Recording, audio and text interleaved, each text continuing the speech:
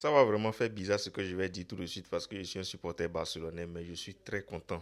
Pas content de votre victoire, je m'en fous de ça. Je suis vraiment content du match de Gonzalo Garcia. Je suis content en fait pour lui. Je suis très content pour lui parce que déjà il nous a montré de quoi il était capable lors de la Coupe du Monde des clubs et j'ignore pourquoi est-ce que Xabi Alonso ne voulait pas lui donner sa chance. Il a fallu que Kylian Mbappé soit blessé pour qu'on puisse commencer par voir Gonzalo Garcia sur le terrain. Mais est-ce que vous avez vu le match ce soir? Voilà ce que ça donne quand on joue avec un vrai neuf, quand on joue avec un neuf qui connaît sa place, qui sait se positionner sur le terrain, qui ne va pas en fait marcher sur, voilà, sur les pieds des autres et tout.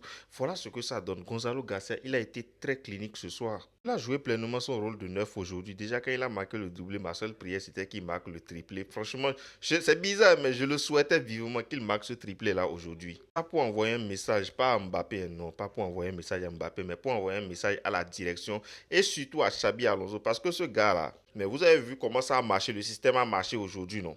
Xabi Alonso, il est capable en fait au prochain match d'aller tout chambouler et faire encore une autre formation pour tout gâter en fait. Xabi Alonso, il reste toujours l'homme de la situation et moi je pense que ça aurait été une grosse erreur. Ou bien ce sera une grosse erreur si vous vous débarrassez de lui.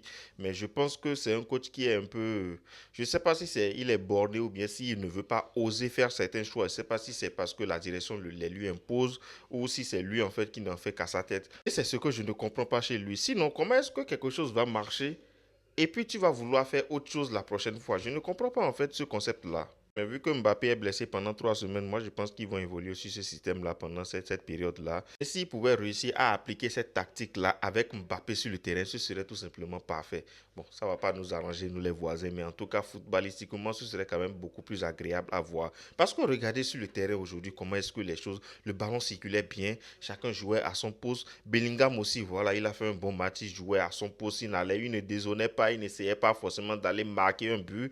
Les défenseurs, bon, à part Rudiger, en tout cas, ils ont été plus ou moins bien. Asensio, ils ont fait de très bons matchs aujourd'hui, franchement. L'adversaire en face aussi, c'était pas n'importe qui. C'est vrai que c'est pas une grande équipe, mais ça reste le Betis Séville. Le Betis Séville qui reste une équipe très dangereuse. Et réussir à marquer une manita face à cette équipe-là, sans son leader offensif sur le terrain, franchement, moi, je trouve que c'est un très bon match de la part des voisins. Maintenant, on ne va pas se baser forcément sur ce match-là pour dire que non, c'est bon, tout va mieux, le Real Madrid n'est plus en crise, c'est bon, ils sont de retour, etc.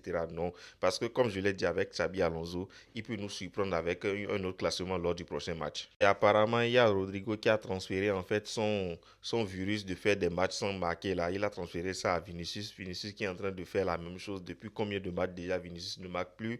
Voilà, on le remplace, il boude, il fait ce qu'il veut. Rodrigo qui depuis le match face à City commence par se retrouver, son niveau revient petit à petit, qui commence par s'affirmer beaucoup plus dans cette équipe-là.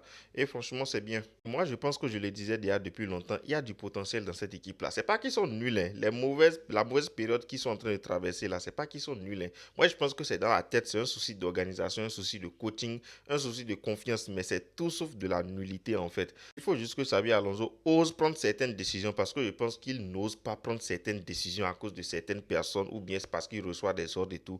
Mais il faut qu'il ose prendre certaines décisions, qu'il ait le courage quand même de prendre un 11 type et de l'assumer pendant une longue période. Pas chaque fois, à chaque semaine en train de changer, de faire des petits remplacements, en train de colmater par-ci, par-là. Franchement, ce n'est pas bon. Donc voilà, malheureusement pour nous, les voisins, ils ont gagné.